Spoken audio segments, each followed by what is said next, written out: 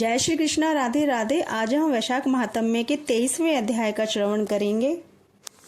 पिछले अध्याय में हमने सुना था कि धर्म वर्ण के पितृश्वरों ने धर्म वर्ण को गृहस्थ धर्म में प्रवृत्त होने व संतान उत्पन्न करके पितृश्वरों का उद्धार करने की इच्छा जताई और वैशाखोक्त धर्म करने की आज्ञा दी और मधुसूदन की अमावस्या को भी शुभ बताया। कहा, इसके समान संसार में कोई तिथि न देखी है न सुनी है। अब आगे की कथा इस प्रकार से है। श्री श्रुतदेव जी बोले, अब मैं इस पाप नाशक महात्म्य का वर्णन करता हूँ।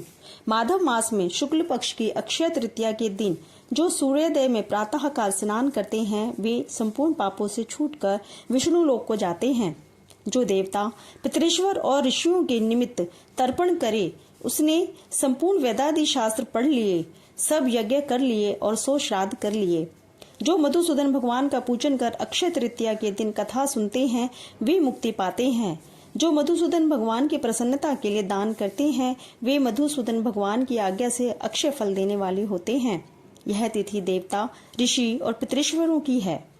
इसमें सनातन धर्म करने वाले देवता, पितृश्वर और ऋषियों की तृप्ति होती है। इस तिथि की प्रख्याति कैसे हुई वह भी मैं बताता हूँ। हे राजन, तू सावधान होकर सुन।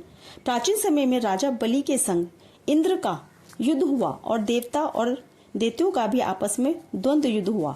इंद्र पातालवासी बलि को जीतकर फिर पृथ्वी पर उतथ्य के आश्रम में गया। वहां जाकर उसकी मंदगामिनी गर्भिणी पत्नी को देखा, जिसकी कमर में सुवर्ण सूत्र में बद्ध कंकणी शोभा दे रही थी। उसके कंकणों की झनकार ने मदोन्मत्त भ्रमर और कोकिलाओं के शब्द को जीत लिया था। अनेक प्रकार के वस्त्र धारण किए वह मधुर भाषिणी और मंद मंद हास्य युक्त शोभा दे रही थी। उसके कुंभ सदृश पीना कुंचों से अपूर्व शोभा हो रही थी। विकसित कमल के समान उसका मुख और नील के कमल समान नेत्र थे। केतकी के उदर के समान पीत और मनोहर गालों वाली परिश्रम से श्वास भरती हुई दीनाक्षी पर्णकुटी की ओर मुख किए थी। उसे पर्यक पर शयन करती हुई देख इंद्र को मोह उत्पन्न हुआ और वह बलपूर्वक उस गर्भिणी स्त्री से भोग करने लगा। तब गर्भस्थ पिंड ने अपने गिरने के भय से दुखी होकर अपने पांव से योनि मार्ग को ढक दिया, जिससे इंद्र का वीर्य पृथ्वी पर ही गिर पड़ा। तब गर्भस्थ शिशु पर इंद्र को महाक्रोध हुआ और रोष के मारे तांबे जैसे लाल नेत्र करके शाप दिया कि हे दो बुद्धे, तूने पांव से योनि द्वार को रोका है, इससे तू जन्मांध हो। तब दीर्घतमः पांवों से वीर्य संचालन से जयंत के समान हुआ। इंद्र ऋषि के शाप के भय से शीघ्र ही भागा। उसे भागते हुए देख संपूर्ण शिष्य हंसने लगे। तब वह लज्जा के मारे पहाड़ की कंदरा में जा घुसा और वहां बैठकर उग्र तप करने लगा। जब इंद्र लज्जा के मारे कंदरा में जा घुसा तो राजा बलि और उसके साथी दैत्यगण गुप्त दूतों द्वारा भेद लेकर देवताओं पर आक्रमण करके अमरावतीपुरी दिक्पालों की विभूति और शम्रादि तथा स्वामी रहित देवताओं के राज्य का बलपूर्वक भोग करने लगे।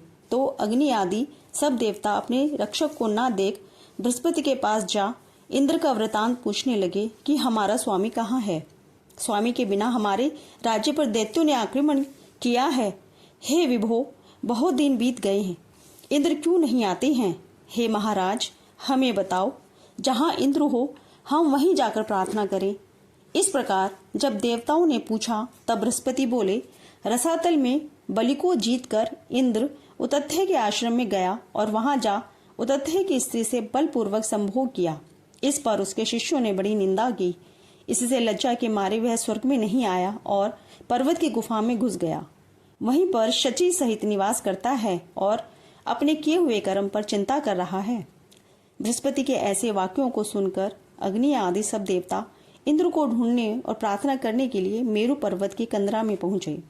कंदरा में बैठे हुए इंद्र को देख उसके बल वीर्य का प्रकाश करने वाले लोक विख्यात स्तोत्रों से उसे प्रसन्न करने लगे। हे इंद्र, हे सब देवताओं के स्वामी, तुमको नमस्कार है। तुम्हारे बिना हमको दैत्यों ने बड़ा क्लेश दिया है, जिससे हम स्थान भ्रष्ट होकर दुख के मारे जगह जगह घूम रहे हैं। अतः तुम चलकर शत्रुओं का दमन करो। ऐसी स्तुति सुन इंद्र गुफा से बाहर आया और शर्म के मारे नेत्र पृथ्वी की ओर कमर झुकाकर देखने लगा। दुख के मारे कंठ भर आया, जिससे मुख से कुछ भी न कह सका। यह दशा देख बृहस्पति जी बोले, हे इंद्र, तू शंका क्यों करता है? संपूर्ण जगत कर्माधीन है। मान अपमान, सुख दुख, लाभ हानि, हार जीत सब पूर्व जन्मार्जित कर्मों के अनुरोध से होता है। प्राणी कर्मों के अनुसार चलते हैं। देव योग से काल पाकर दुख अपने आप उपस्थित होता है। बुद्धिमान मनुष्य दुख पड़ने पर कुछ चिंता नहीं करते हैं और सुख से प्रसन्न नहीं होते हैं। इसलिए तुमको यह दुख प्रारब्ध से ही मिला है। हे इंद्र, इस दुख को पाकर तुम्हें सोच करना उचित नहीं।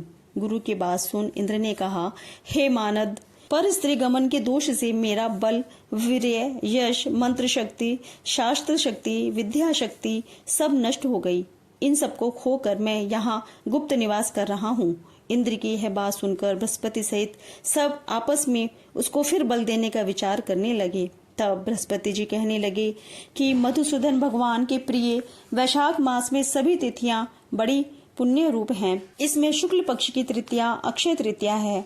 जो इस तिथि में श्रद्धा पूर्वक स्नान दान आदि करता है, निसंदेह उसके सहस्रों पाप नष्ट हो जाते हैं तथा बल, वीर्य और ऐश्वर्य अत्यंत बढ़ते हैं। अतः अक्षय तृतीया के दिन बलि के बैरी इंद्र द्वारा स्नान दान आदि सत्कर्म कराने चाहिए, जिससे उसका हित साधन हो, जिसके प्रताप से इंद्र में विद्या और मंत्र शास्त्र में पूर्ववत शक्ति हो जाएगी। बल, वीर्य और यश भी पूर्ववत बढ़ जाएगा। देवताओं सहित बृहस्पति ने ऐसा विचार कर इंद्र से वैशाख के धर्म कराई। अक्षय तृतीया के दिन भुक्ति और मुक्ति देने वाला धर्मों से पूर्ववत बल और वीर्य आदि बढ़ गए तथा पर स्त्री गमन का दोष भी तत्काल नष्ट हो गया। इस कर्म से इंद्र अपने पाप कर्मों से इस प्रकार छूट गया जैसे चंद्रमा राहु से छूटता है, और वह देवताओं के मध्य पूर्ववत शोभा को प्राप्त हुआ।